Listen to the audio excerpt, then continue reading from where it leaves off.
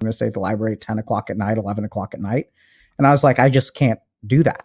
So I studied 2 hours a day and I did fine.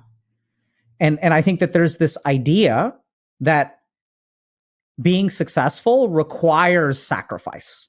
But I think there's a huge selection bias there.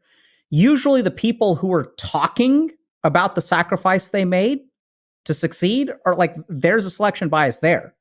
The people who are like, yeah, it was actually pretty easy for me, you don't actually hear from them. And so there's something almost like psychological where I see that, if you succeed and you made a sacrifice, it's very psychologically difficult to swallow that you didn't need to make the sacrifice in the first place. Wow. It's really interesting. There's like data behind this too. So the way that people value what they get correlates with the price that they pay. There's a study that was done, I don't remember exactly where, I'm slipping on the reference, but people actually asked people who joined fraternities in university, how good is your fraternity? And what really interesting variable is that the more the fraternity demeans you, the higher the value of the fraternity. Even though by some objective measures, like some people have really good connections, but one of the worst fraternities on campus, people were like, this is the best fraternity. And what was their hazing process? They stripped them down naked, tied them all to trees, and then were urinated on by other people. And when you go through that sacrifice, you can't psychologically say, yeah, I didn't get anything for that. I just sacrificed a ton for nothing and I didn't need to.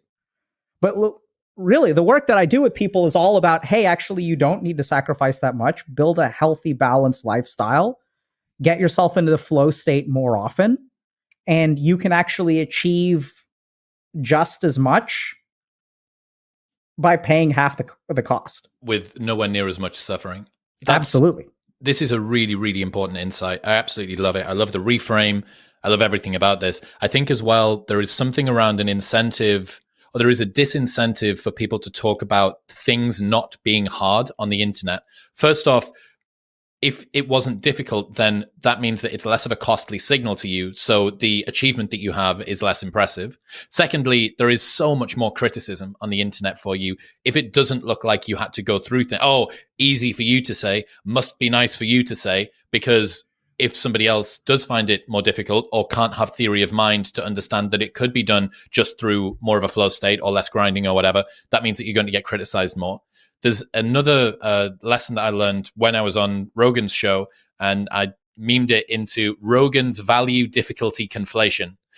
Look at the car he's driving, look at the watch he's wearing, look at the girl he's with. That's unattainable to many people, so it seems like it's valuable, but then you attained it and you realized, this isn't valuable, this is just difficult to get.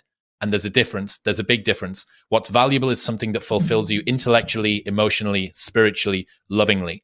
Most smart people realize that there is value in stepping outside of their comfort, and on the other side of discomfort is something valuable. We're told that things are difficult to attain because if they weren't, we're told that worthwhile things are difficult to attain because if they weren't difficult to attain, they wouldn't be worthwhile. And this is how non-valuable but difficult things get slipped into our desires without us noticing.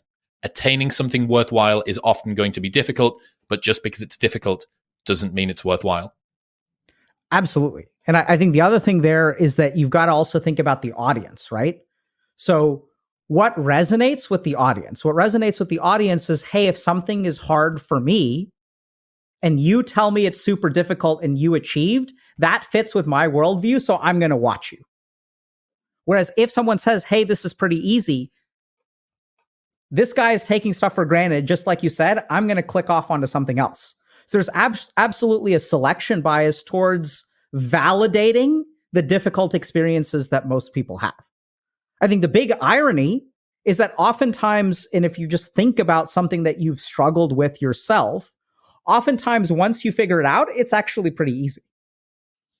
Right? But people kind of ignore that. And they just think that, it's kind of bizarre, but like they just think like, this stuff is hard. But once you figure out, let's say, how to talk to girls, like you just kind of know, and it's actually pretty easy.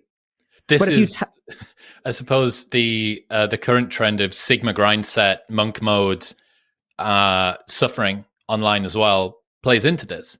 Right? Absolutely. Right? Because people think like, because what do people want? People want to guarantee